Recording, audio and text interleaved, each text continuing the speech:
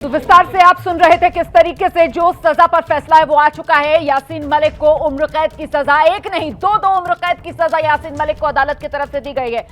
इस वक्त की बड़ी खबर, यासीन मलिक को अलग अलग धाराओं में सजा का ऐलान हो गया है। जो अलग अलग धाराएं थी उनमें दो धाराएं ऐसी जिसमें यासीन मलिक को दो उम्र कैद की सजा सुनाई गई है। इसके अलावा 5 ऐसी धाराएं थी जिसमें यासीन मलिक को 10-10 साल की सजा सुनाई गई है। इसके अलावा यासीन मलिक पर जुर्माना भी लगाया गया है। और ये जो अलग अलग सजाएं यासीन मलिक को सुनाई गई हैं, अदालत की तरफ से साफ कर दिया गया है कि ये सारी सजाएं कॉन्करेंट चलेंगी, मतलब एक साथ चलेंगी। और ऐसे में महत्वपूर्ण यह हो जाता है कि एनआईए की तरफ से मांग की गई थी फांसी की सजा की, लेकिन अदालत ने उम्र कैद की सजा सुनाई है। निपुण का रुख करेंगे। निपुण, बिल्कुल, देखिए अदालत ने उम्र कैद की सजा सुनाई है और रीजनिंग क्या है इसके पीछे, जज साहब को ऐसा क्यों लगा कि फांसी जो अधिकतम सजा है वो देने की आवश्यकता नहीं है, ये हमें देखना पड़ेगा। लेकिन अंकित आ गए हैं, पूरी प्रक्रिया को ये देख रहे थे, सुन रहे थे। अंकित से बात करते हैं। अंकित, सवाल ये है कि उम्र कैद की सजा क्यों और फांसी की सजा क्यों नहीं?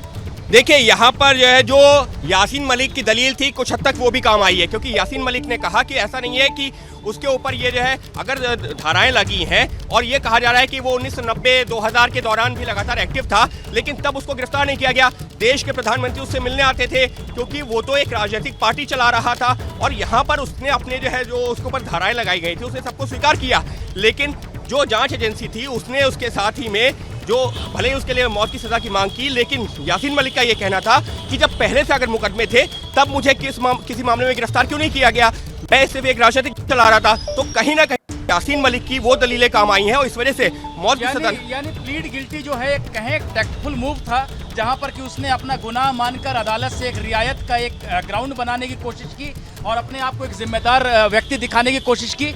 लेकिन अंकित, एक बात लोग और जानना चाहेंगे कि ये जो सजाएं हैं, कहीं 5 साल कहीं 10 साल, ये एक साथ चलेंगी या अलग अलग काटनी पड़ेगी इसको? जी, यहाँ पर जो फैसला जब सुनाया गया सबसे आखिरी में जज साहब ने वही क्लियर किया। क्या?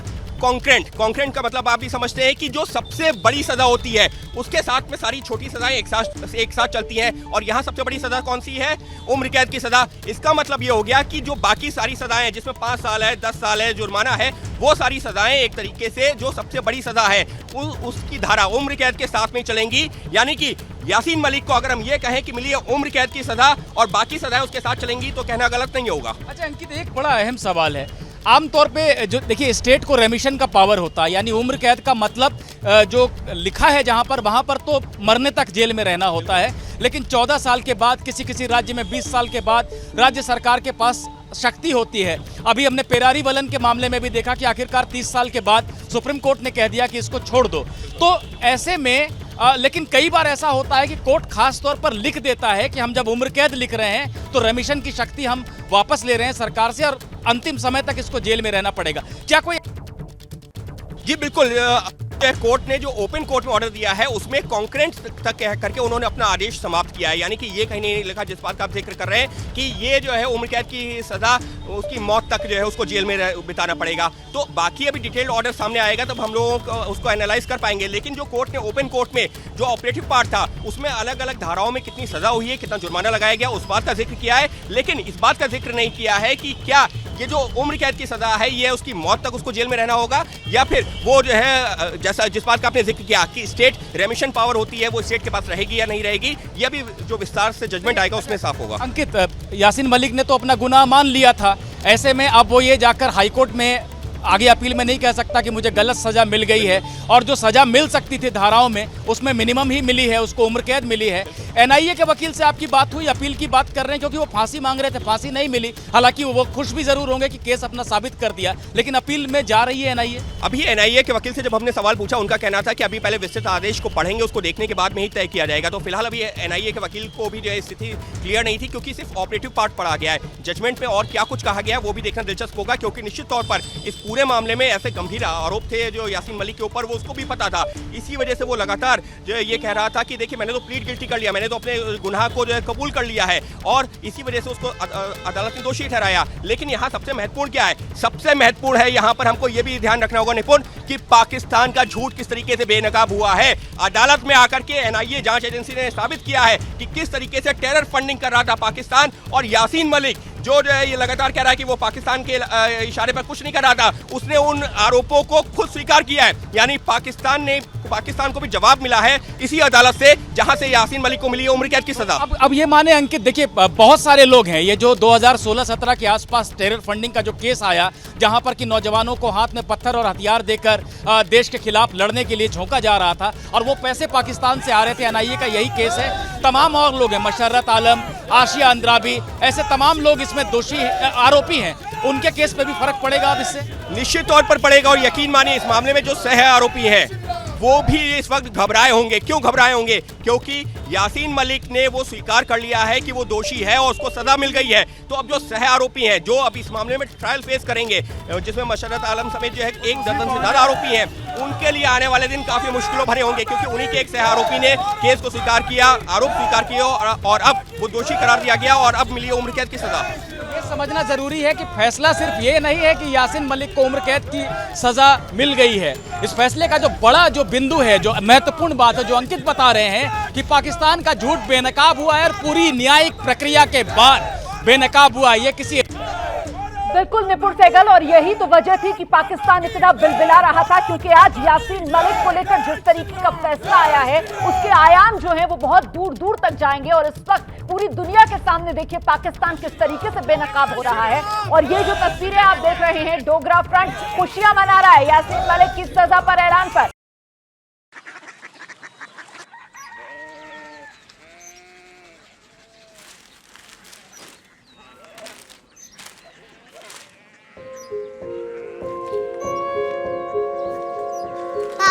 बाबा कोरिया सिटी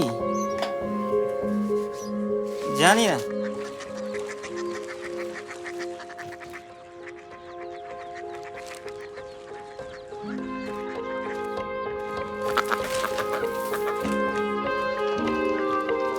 कोरिया सिटी? हाँ।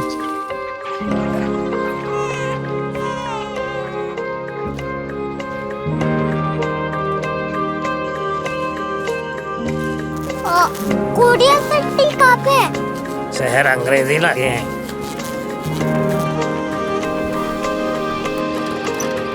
Korea city.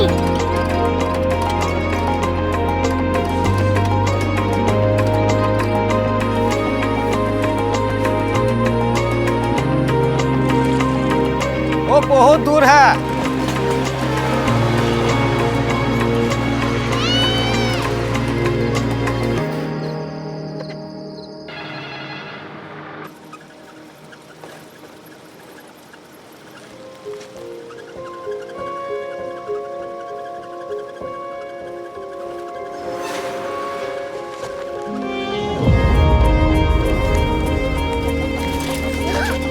Korea city.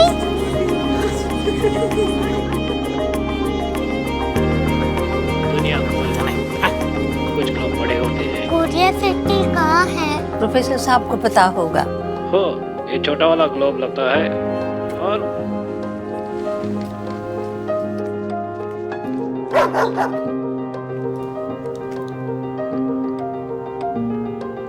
पता नहीं, मेरी बेटी से जाके मिल लो, शायद उसे मालूम हो।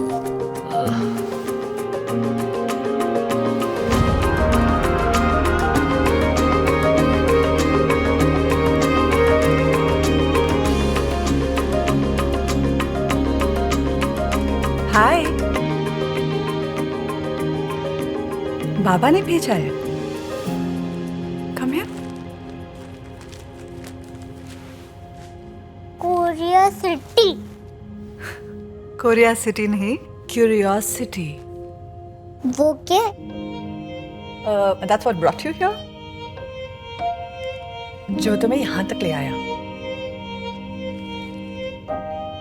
क्यूरियोसिटी।